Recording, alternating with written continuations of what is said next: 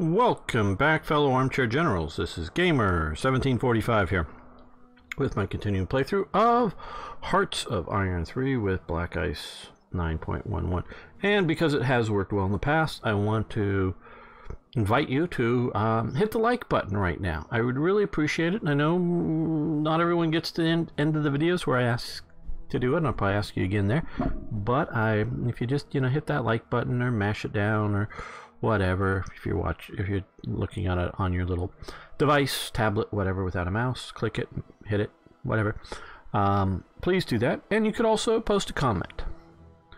I would appreciate either one of those. Thanks so much. Well, let's continue this. Oh, and if you haven't already, subscribe to the channel for many more great videos.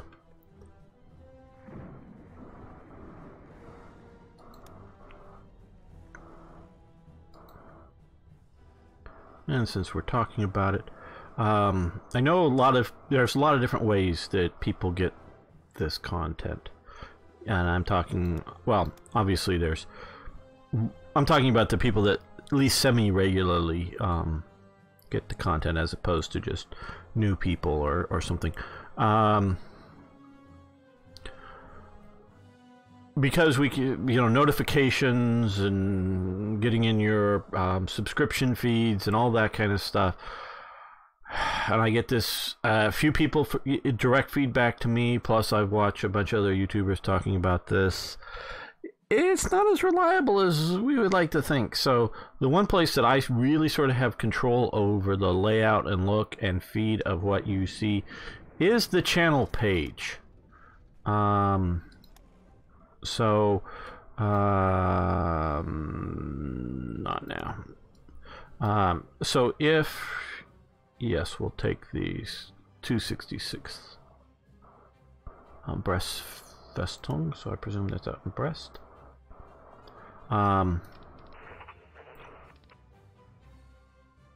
Maybe not. There we go. Oh, I was looking at... Didn't it say the breast festung? That's Cherbourg.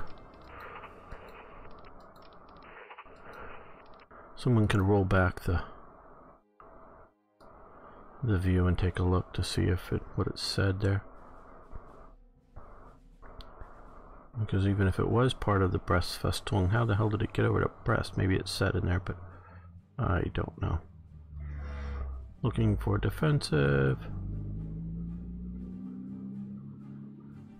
guy. We can put a standard. There's no point in putting like a good offensive general in charge of one of these festung divisions.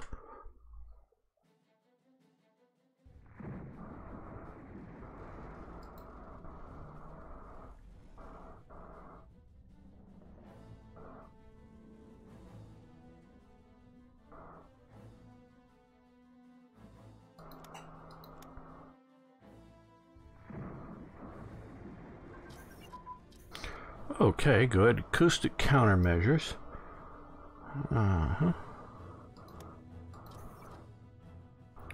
Watched an interesting documentary on torpedoes in World War II, particularly focusing on American torpedoes. They were probably, of the major powers, the worst ones. Oh, escorts probably. Yeah, okay. Acoustic countermeasures. So we basically, I know we can go through these, which would improve them. Yeah, why not? We'll start with the one that takes the most time to do. Flak Tower 8 in Vienna. Okay, protect our cities. Yeah. Supplies 1,000. Yeah, we got 10,000 currently on hand. Officers, we got a lot. Okay, yeah, we could do that.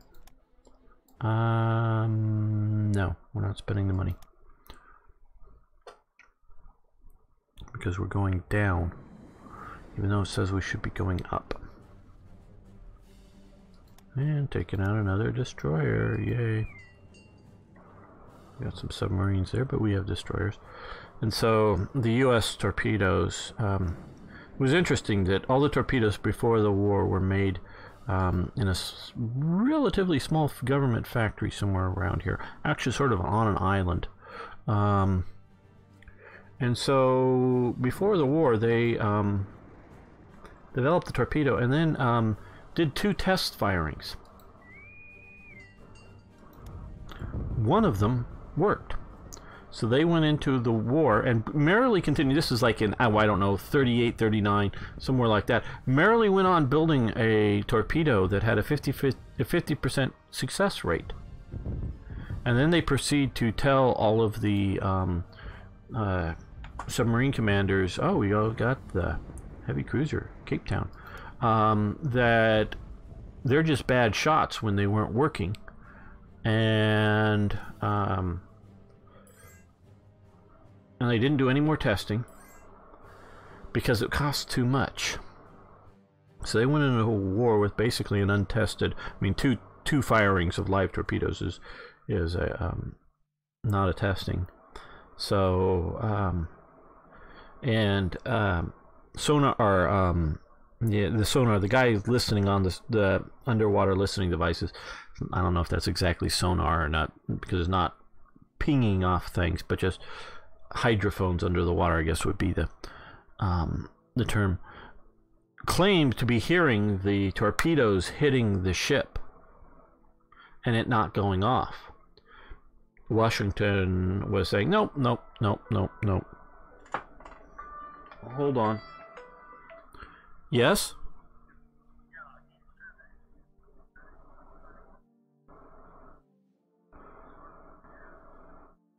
It'll be a little while before I come over, but yeah, I'm in the middle of recording. Okay. Talk to you in a bit. Be over in a while. Sorry about that again. So the, well, we can let this go. So that they were going, no, you're just bad shots, you're just bad shots. They can't really be hearing the hits on the, you know, just the thunk of, okay, good, we're probably the air power helped, of hitting the ships, and we're okay,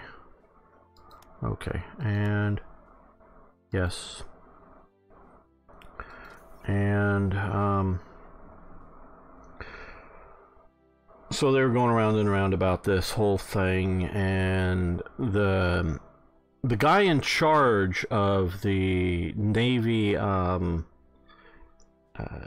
Ordnance Bureau, which is in charge of having these these torpedoes built. Well, once the war sort of starts, or as the war's just ramping up, they start letting other commercial companies start building these torpedoes. And so they're claiming that, oh, well, it's just these other companies that don't know how to build the torpedoes right, and they're not following the instructions right, so you're just bad, you're bad shots at them. Well, one case in which a submarine is informed of a Japanese oil tanker is coming along, so they get it, they find it, they shoot a bunch, like a four torpedoes, you know, in a pattern at them. They think 2 of them hit. It, you know, none go off. So it's sort of going away, and they're behind it now, and they turn and fire at a basically 2-mile range, 2 more torpedoes at it. One misses and one hits the stern. It's sort of key that it was going away from them, I think, at the time when it hits. And it blows up and destroys the engine, but it's still afloat. So they go, okay, well, let's, you know, try to sink this oil tanker. They shoot 12 more torpedoes at that ship.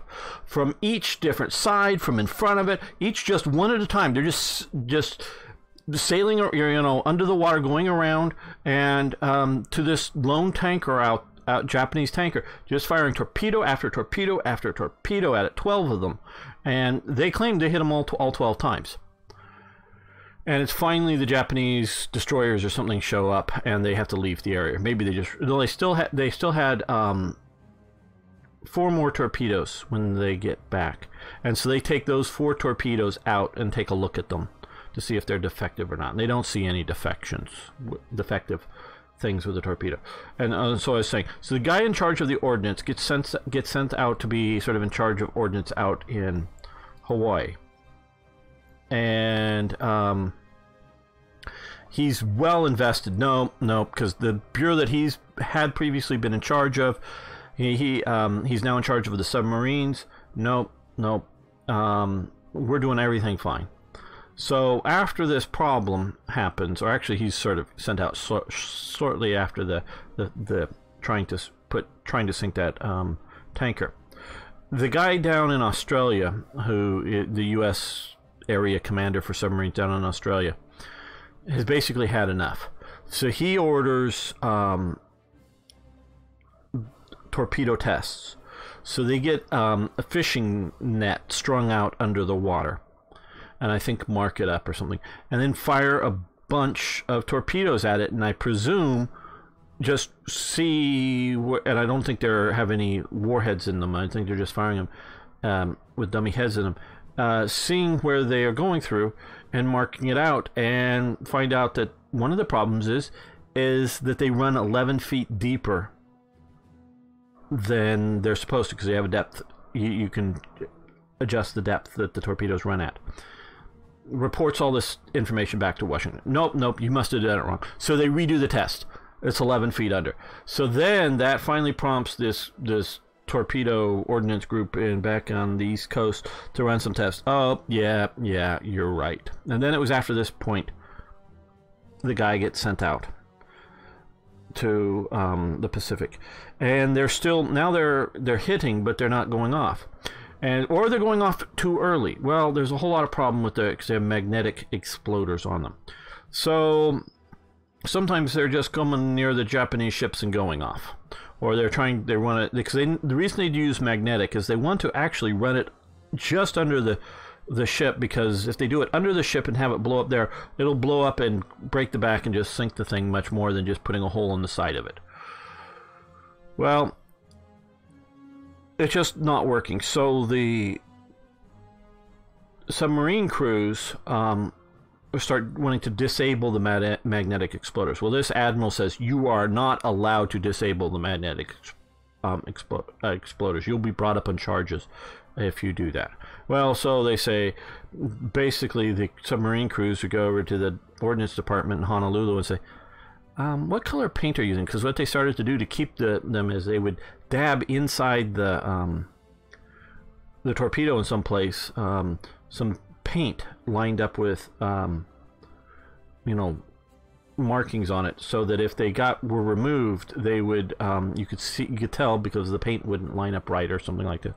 And so, oh, you're now using green, okay. And then so they would, can we have some of that green? So they get some of the green, because when they go out to sea, they dismantle all the torpedoes and remove the magnetic exploders to use them, but they still weren't working right. And finally, the Nimitz, who's the overall commander in the Pacific, has just had enough of this stuff, so he orders some tests over this guy's disapproval. They start firing them at a sheer cliff, an underwater cliff in Hawaii, and two or something go off, and one of them doesn't. Now they've already actually, this is interesting, they already contact Albert Einstein about this, and he told them how to solve it. Because he's sort of going, oh, well, it's probably hitting too hard, so just put an extra little space, end cap on them, sort of like a spaced arm, to sort of be initial impact to sort of slow it up a little bit, and that'll probably do it. Well, they ignore his advice, of course, because what does he know? He's just Albert Einstein, who sort of does physics.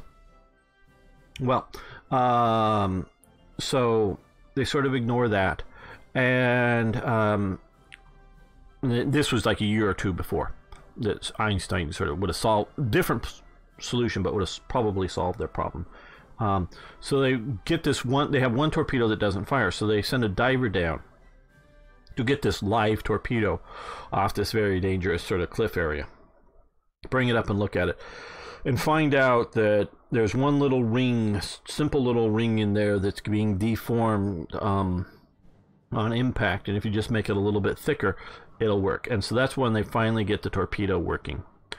And so the U.S. for about 2 years has really bad torpedoes, including that they fire, and the guys are sure that they like hit one Japanese battleship during the initial, or on the way to the initial invasion of the Philippines. Meaning the guy, hears in the hydrophones, here's the thunk on a Japanese battleship where the torpedo hits. It doesn't go off. And they, so you can't even, they might have been able to sink a battleship, or just, which the battleships and other cruisers and heavy cruisers were being used in the Philippines as shore bombardment and other things like that. That you very well might have, changed the outcome had you had good functioning torpedoes. So how did we get on torpedoes? Oh, I think it was down here with the naval operations. But yeah, this is how bad. Oh, we got a lot of production issues here.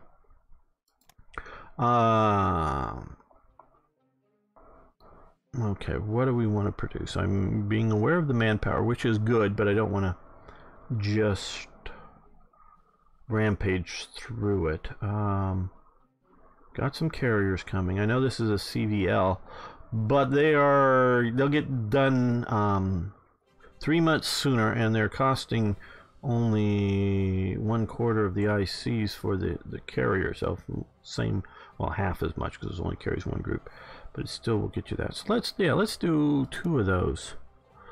I like CVLs. CVEs, the carrier escorts for the convoys, are great as convoy escorts. Now, could we build any of those CVEs? No. Just checking here. CVEs in this game are sort of like these seaplane tenders. Well, we'll build a couple of seaplane tenders as well.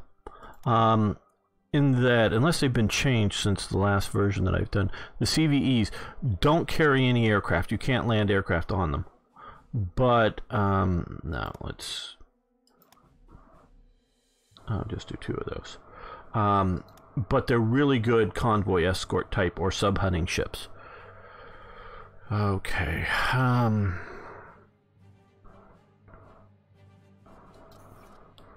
I can cheat in more, and I hate cheating, and you know that. It just, when it says that I should be growing, and I'm not growing my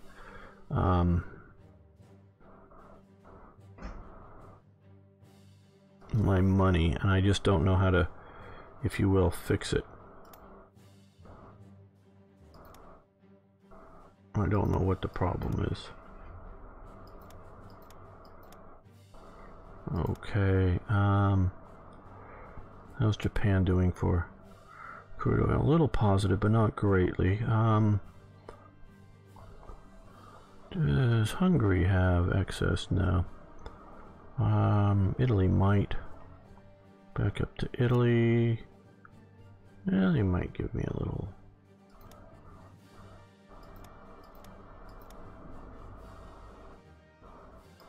Okay, we'll grab that, and then we're going to come up here and just checking, but I think I've got all of these maxed out. Yeah. And yes. And yes. Okay, there's somewhere up here. Somewhere there's another crude oil or 2. Not a big deposit. I know I looked for it once and didn't see it. Probably put a unit on top of it to protect it from revolts.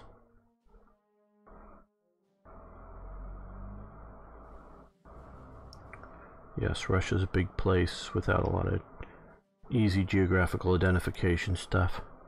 Rivers, mountains, well, lots of rivers. Too many rivers that aren't easily distinguishable from each other. But mountains or lakes or whatever.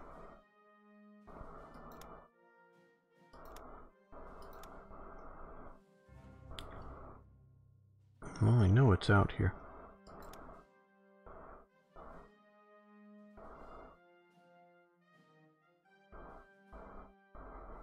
Okay, and I know we have a few up here, so let's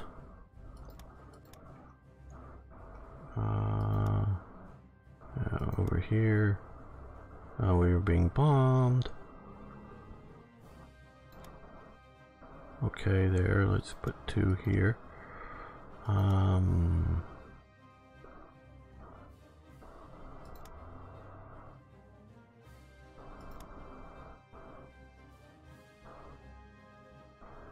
Vienna, I think, has some oil. Yes, not a lot, but we'll... Wish there was an easy way for me to find. Many of you know how to just like find crude oil in your territories you control. I know there's one out here somewhere.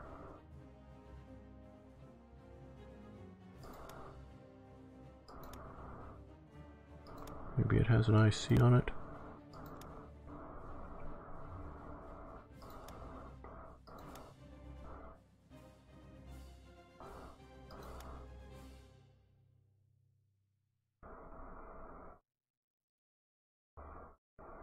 Found it once, so maybe it's way back in here.